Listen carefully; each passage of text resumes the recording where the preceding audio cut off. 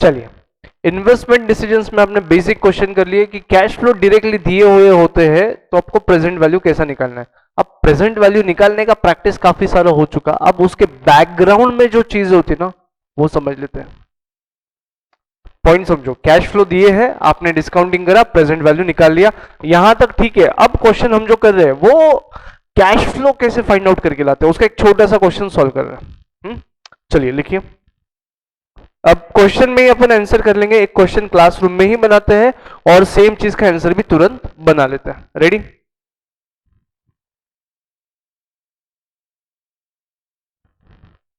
Can you tell me please marginal costing का format. मैं question भी बनाना सिखा रहा हूं आपको और आंसर भी निकाल के दे रहा हूं। यहां पे आपको कैश फ्लो स्टेटमेंट AS3 का मदद लगेगा। मान लो देखो, हाँ, मार्जिनल कॉस्टिंग रिवाइज भी कर रहे हो और कुछ क्वेश्चन में ये पूरा फ्लो यूज करना है, कहीं कहीं थोड़ा थोड़ा यूज करना है, जो पार्ट है उतना यूज करना है। पहला सेल्स वेरिएबल कॉस्ट माइनस करेंगे अपन, तो A माइनस बी हो जाएगा, तो क्या आ जाएगा? कंट्रीब्यूशन। फिक्स्ड कॉस्ट, अब है ना फिक्स्ड कॉस्ट यहां पे अदर देन डेप्रिसिएशन ले लेता हूं और यहां पे डेप्रिसिएशन, दो हिस्सों में ले रहा हूं मैं फिक्स कॉस्ट को, ठीक है। ऑपरेटिंग फिक्स कॉस्ट को मैं दो जगह ले रहा हूं। फिर आ जाता है आपका EBIT, फिर E इंटरेस्ट, EFG, फिर क्या EBBT, H में टैक्सेस, फिर क्या बचता है आपके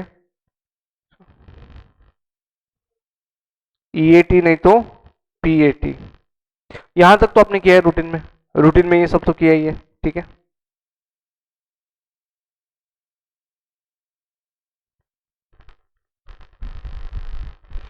नाउ देखो, अगर वी टेक सम नंबर्स तो उसके साथ हमको आगे क्या करना है उसके बारे में देख लेते हैं।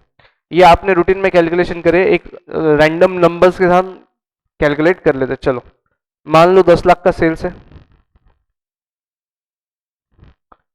5 लाख की उसकी क्या है,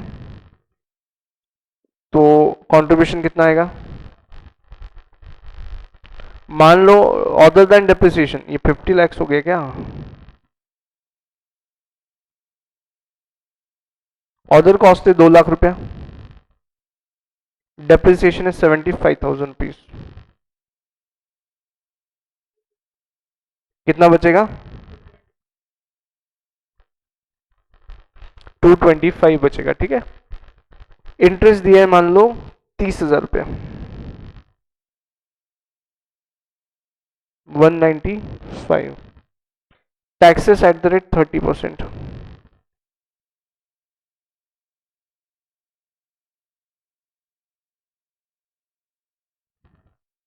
वन 36। ये आपका क्या है? Profit after taxes, profit after taxes, यहां तक आ गए। These are the profits available for you for distributing preference dividend या फिर इक्विटी डिविडेंड। उसके बाद but by the way do tell me, क्या इतना ही कैश फ्लो हुआ है कि इससे ज्यादा हुआ है? कैश प्रॉफिट्स इतने ही है कि ज्यादा है? लिसन, ये हुए बुक प्रॉफिट्स, कैश प्रॉफिट्स पूछ रहा हूं मैं अभी, कितने ज्यादा हुआ है? डेप्रिसिएशन क्या करना पड़ेगा? एड बैक करना पड़ेगा, बिकॉज एड बैक क्या? डेप्रिसिएशन, क्योंकि ये एक क्या है? नॉन कैश आइटम है।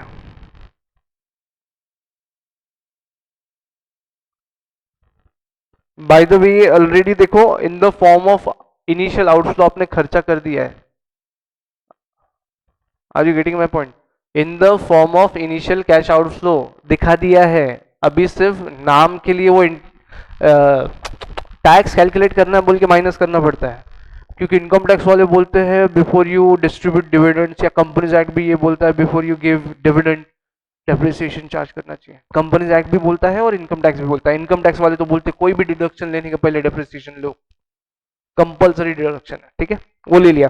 बट फॉर एफएम उसको हम एड बैक करेंगे, फॉर AS3 हम उसको एड बैक करेंगे। कितना एड बैक करना है?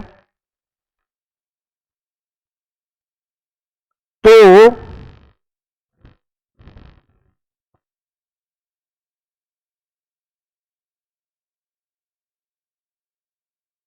क्या आ गया ये? 211,500, ये हो गया आपका CF80। इसको क्या बोलते हैं अपन? CF80 after tax, cash flow after tax. तो बेसिकली सुनो, अब इसके बाद हम इस पे क्या अप्लाई करेंगे? ये मान लो ईयर 1 के एंड पे हो रहा है ऐसा सब, ऐसा ही ईयर 2 के एंड पे, ऐसा ही ईयर 3 के एंड पे। तो बेटा ये कैश फ्लो आफ्टर टैक्स बोले तो कैश फ्लोज हो गए क्या? फिर इसको डिस्काउंटिंग करने के लिए आप क्या करोगे? प्रेजेंट वैल्यू फैक्टर से मल्टीप्लाई करोगे और डिस्काउंटिंग करोगे, दैट्स इट। ऊपर वाला जो था ना स्टेटमेंट, यहां तक, यहां पे आप फाइंड आउट कर रहे हो कि हमारे प्रोजेक्ट से हमको कैश फ्लो कितना आने वाला है, जो कि इसके पहले के छोटे छोटे क्वेश्चन में डायरेक्टली दिया हुआ था।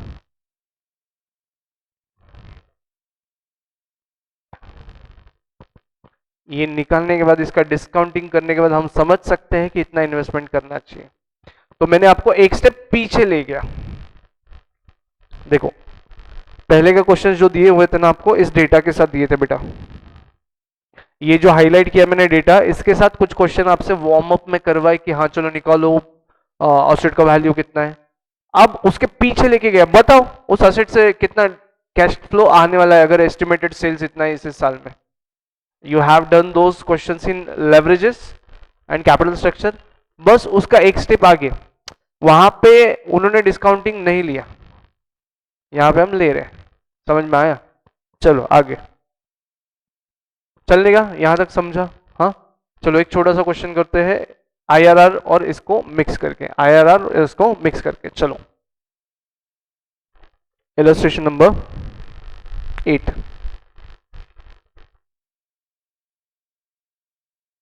Illustration number 8 IRR plus cash flows calculate करने वाला क्वेश्चन।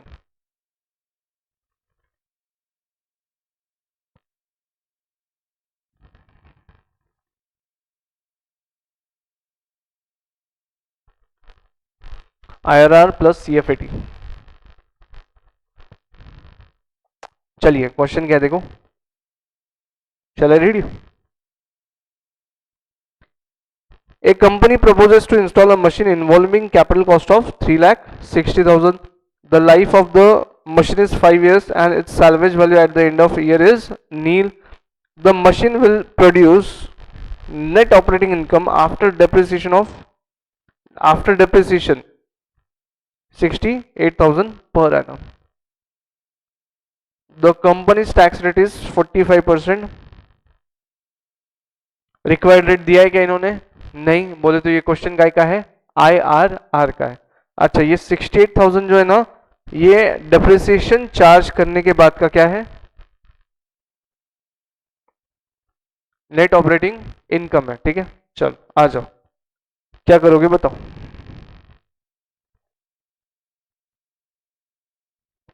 इन्होंने क्या डेप्रिसिएशन उसका?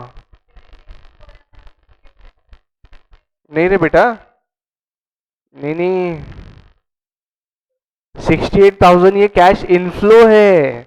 वो क्वेश्चन की वर्डिंग गड़बड़ है बेटा। वहां पे कैसा होना चाहिए देखो, पढ़ते टाइम है ना, ये बोलना चाहिए the machine will produce net operating income of 68,000 after depreciation bracket में डाल दो।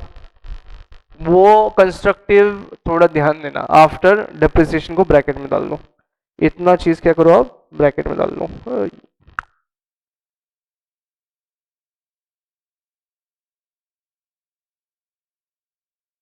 अब पढ़ो कैसा लग रहा है क्वेश्चन।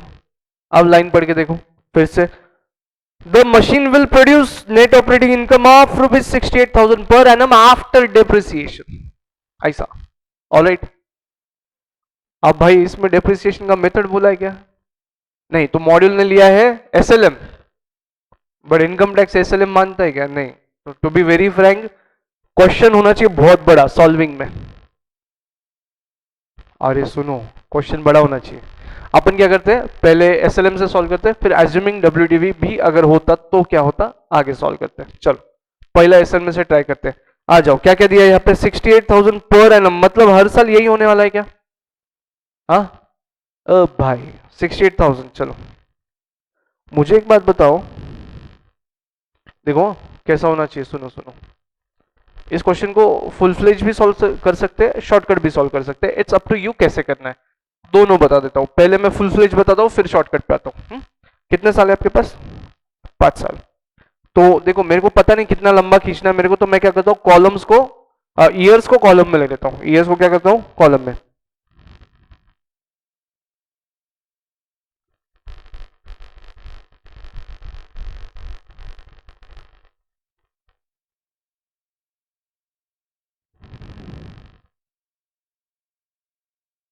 चलो सीरियल नंबर 1 क्या दिया है?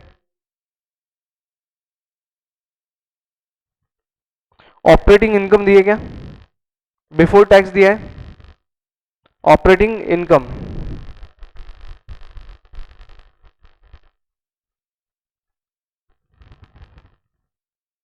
आफ्टर डेप्रिसिएशन बोला है ना, मतलब डेप्रिसिएशन चार्ज कर दिया, लेकिन टैक्स भरा है क्या? नहीं। टैक्स भरे वाला रहता तो नीचे रेट नहीं देते वो अलग से। अगर नहीं तो फिर टैक्स शील्ड ऐड करना पड़ा। तो यहाँ पे टैक्स भरा ही क्या इन्होंने? नहीं। तो बेटा ये है EBT,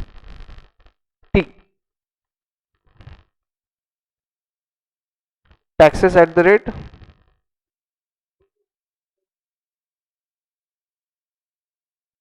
क्या आ जाएगा आपके लिए?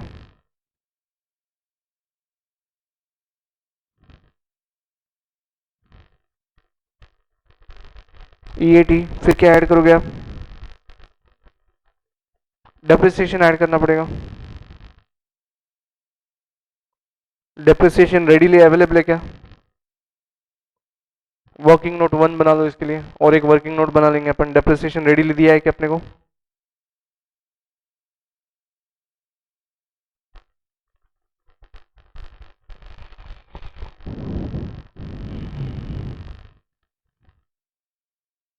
चले आगे। डेप्रिसिएशन तो दिया नहीं, इसके आगे क्या होएगा? ऐड बैक करेंगे तो क्या मिल जाएगा आपको? CF80।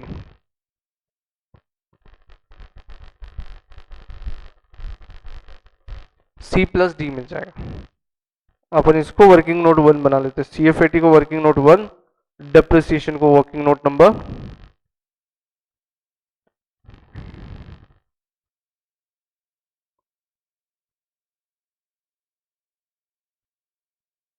Calculation of depreciation. अब यहां पे लिखो एज्यूमिंग एसएलएम।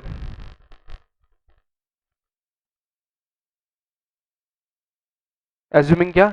एसएलएम। हाँ मॉड्यूल वे जा रहे हैं अपन, एज्यूमिंग क्या? SLM। चले आगे। अब SLM है तो SLM का फॉर्मूला क्या है डेप्रिसिएशन का? Salvage value.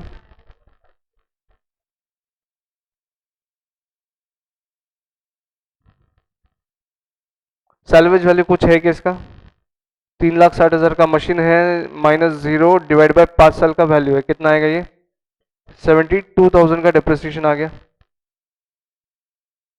तो देखो मैं क्या कर रहा हूँ, यहाँ पे कॉपी कर लेता हूँ 72,000, सीधा सीधा कहाँ पे, ये सब जगहों पे मैं कॉपी कर लेता हूँ डेप्रिसिएशन को, इतनी जगहों पे मैं कॉपी कर लूंगा। आप भी कर लो कॉपी।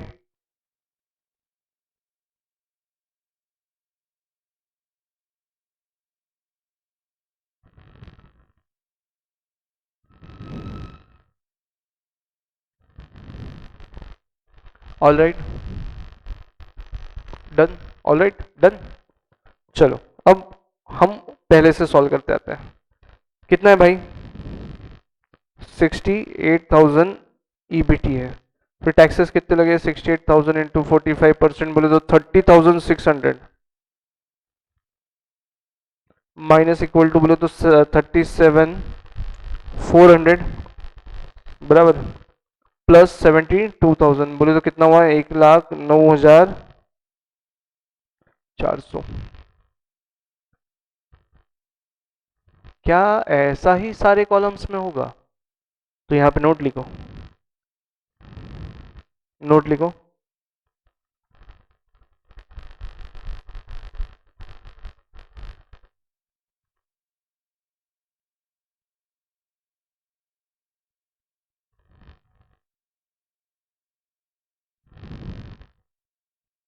सेम ही आएगा।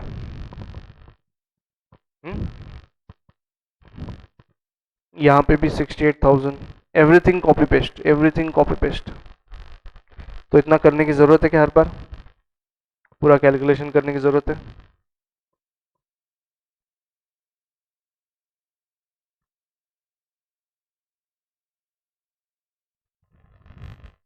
यही आने वाला है सब जगह। ये तो आपको अंडरस्टैंडिंग दिलवाने के लिए मैंने बताया।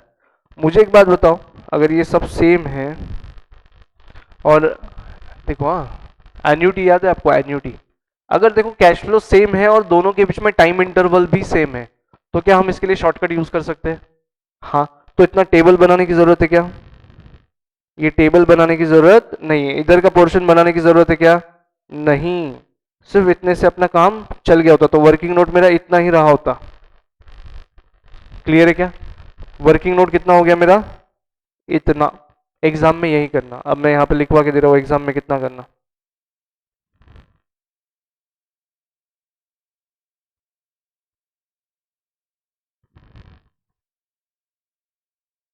एग्जाम्स के लिए सिर्फ इतना करना, बाकी कुछ करना क्या नहीं। चलिए फिर, आईआरआर निकालना है। ओके, शॉर्टकट आता है आपको?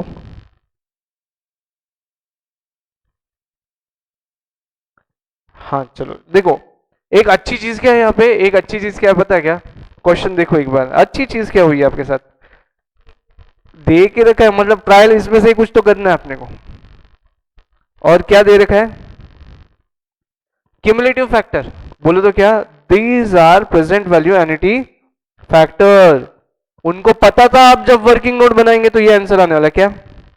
ये एन्युटी आने वाला है, ये पता था उनको। ये क्या है? और उन्होंने आपको हिंट भी दे दिया, बेटा ज्यादा एफर्ट्स मत ले, शॉर्टकट मार। चलो शॉर्टकट मारते हैं। देखो उनको जैसा चाहिए वैसा शॉर्टकट अपन मारेंगे। देखो कैसे, इधर ध्यान दो। अपन हमेशा कैसा करते हैं, सुनो। ईयर, फिर पटी, फिर कैश फ्लो। अब अपन लेंगे प्रेजेंट वैल्यू एन्युटी, नहीं तो यहां पे लिखते प्रेजेंट वैल्यू फैक्टर ओनली। क्या लिखते हैं अपन? Present value factor at the rate dash, फिर discounted if cash flow at the rate dash, फिर दूसरा trial present value factor at the rate dash and उसका डिस्काउंटेड कैश फ्लो। ठीक है,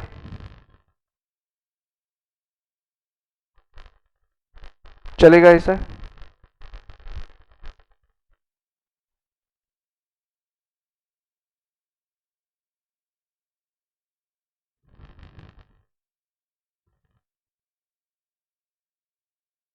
चल जाएगा कैसे? पूरे 5 साल का सॉल्व करना है कि एक ही बार सॉल्व करना है?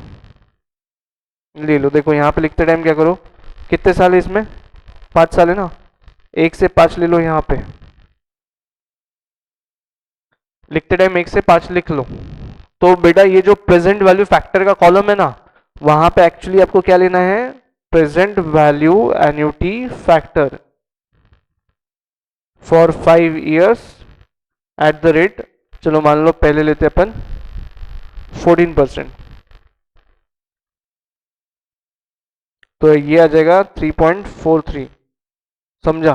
फिर इसको कैलकुलेट कर लो, दूसरे वाला मत लो। अभी कैश फ्लो कितना है यहाँ पे? CFAT कितना है? 1,09,400। चलो मल्टीप्लाई करो उसको 3.43 से, तो कितना आया? 375,242। और इनिशियल आउटफ्लो कितना है?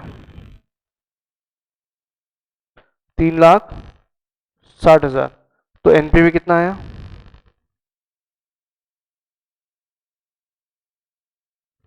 पॉजिटिव है 15,242, ये पॉजिटिव है। ओके, आईआरआर क्या होता है बेटा, कितना है?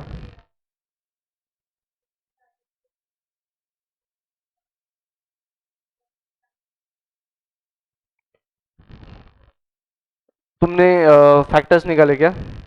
1 डिवाइड बाय करके नहीं करना। उन्होंने देखो क्वेश्चन में उन्होंने दिया है ना, क्वेश्चन में उन्होंने जब दिया ना तो अपन ने कुछ नहीं करने का, क्वेश्चन से डेटा कॉपी पेस्ट करने का, बस सॉल्व करने का। क्योंकि क्या होगा ना, सजेस्टेड आंसर और आपके इसमें बहुत डेविएशन आ जाएगा, वो नहीं होना चाहिए। Please believe, please understand that question में जो फैक्टर लिखा है ना बस वही सॉल्व करना बेटा। हाँ, क्वेश्चन में जो फैक्टर दिया है ना वही कॉपी पेस्ट मारना, अपने मन से मत करना। उन्होंने दिया है तो अपन स्कोप मत रखो कुछ।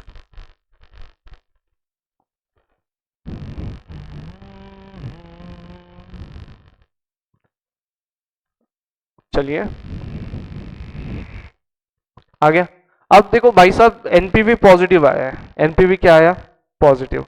मैं वापस से आईआरआर की कंसेप्ट एक बार बता दूं, देखो ध्यान दो।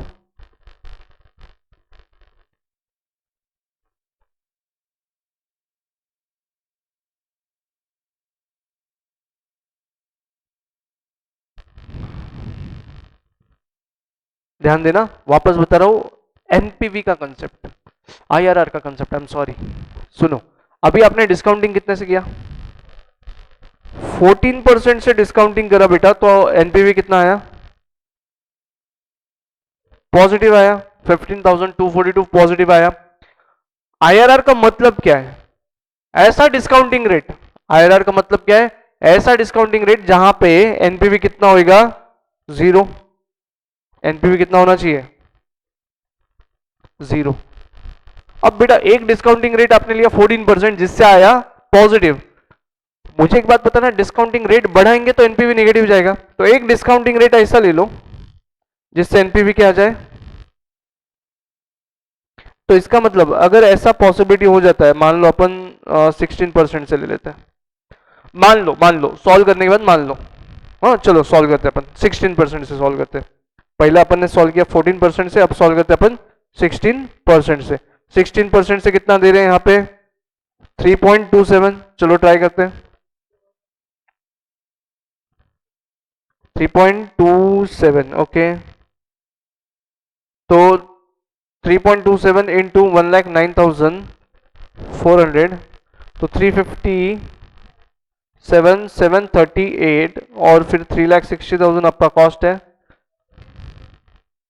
तो नेगेटिव आया 2262। ओके, नेगेटिव आ गया। Now you are in such a situation you can calculate IRR. You are in such a situation you can calculate IRR. Do understand? ओए सुनो सुनो सुनो, do understand this part, again logic बता रहा हूं। अब इसका मतलब कहीं ना कहीं आपका आईआरआर 14 और 16% के बीच में रिसाइड कर रहा है। कैसे, क्या बोला सर? 14 से किया तो पॉजिटिव आया, 16 से किया तो नेगेटिव आया। बोले तो कहीं ना कहीं इनके दोनों के बीच में एक रेट है जहां से 0 आएगा। You need to take a average, you need to take average for calculating IRR. Are you getting my point? You need to take average. लेकिन एवरेज निकालने के लिए एक हिंट आपको बताओ क्या?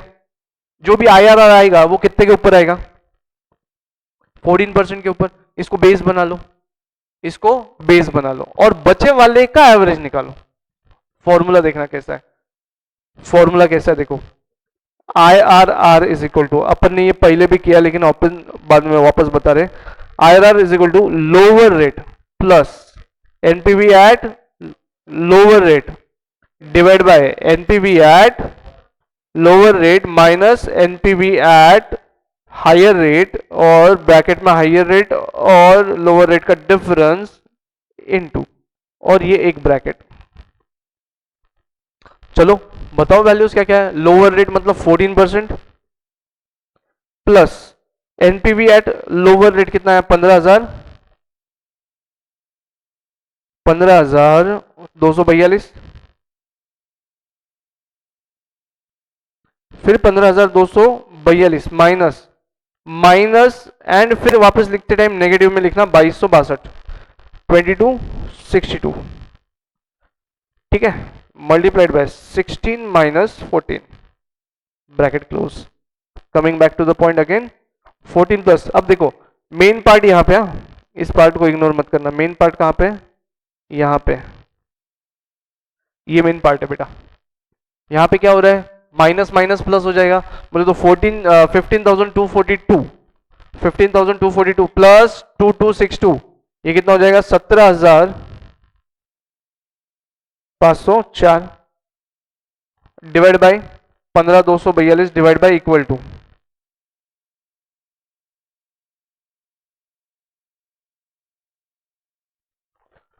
ये आएगा 0.87077 इंटू 2 कर लेना, तो ये आएगा 1.74 प्लस 14 कितना हो गया,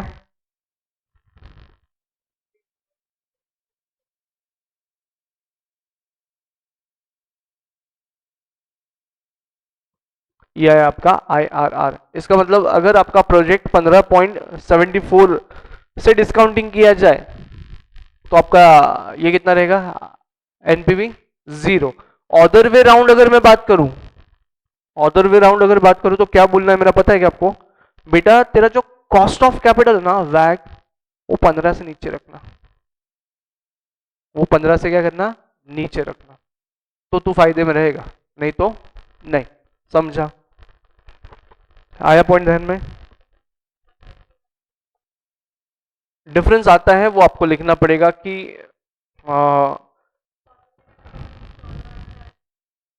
बेसिकली यहां पे ये लिखना नोट, चलो एग्जाम हॉल में भी आप ये नोट लिख के आओ please, this is exam note, ये लिखो।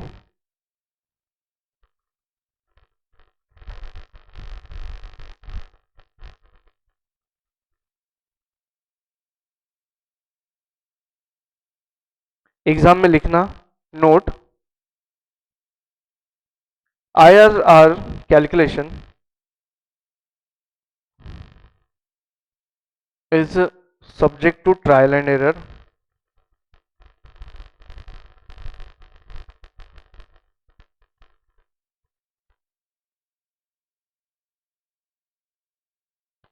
The answer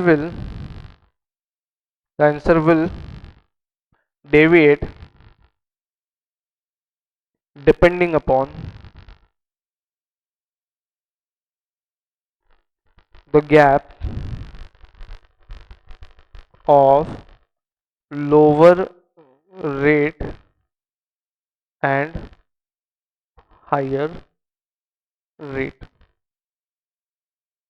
क्लियर, ये लिख के आ जाओ, मतलब तुम खुद को बचा रहे हो एग्जाम में। अब यहाँ पे दिया है ठीक है 18% ले लिया, लेकिन एग्जाम में तो तुम 20% लेने के भी चांसेस है। यहाँ पे अगर नहीं दिए होते ना रेडीली, तो तुमने ट्राई किया होता 10 से और 18 से, 10 से और 20 से, तो आंसर बहुत डेविएट हो गया होता। ठीक है, प्लीज राइट दैट डाउन, वो लिख के आना आप। डन, ऑल इट गुड, यहाँ तक क्लियर है। चलिए और एक छोटू सा क्वेश्चन अपन करेंगे जहां पे WDV वाला डिप्रिसिएशन है और कैल्सी कैसा यूज करने का है।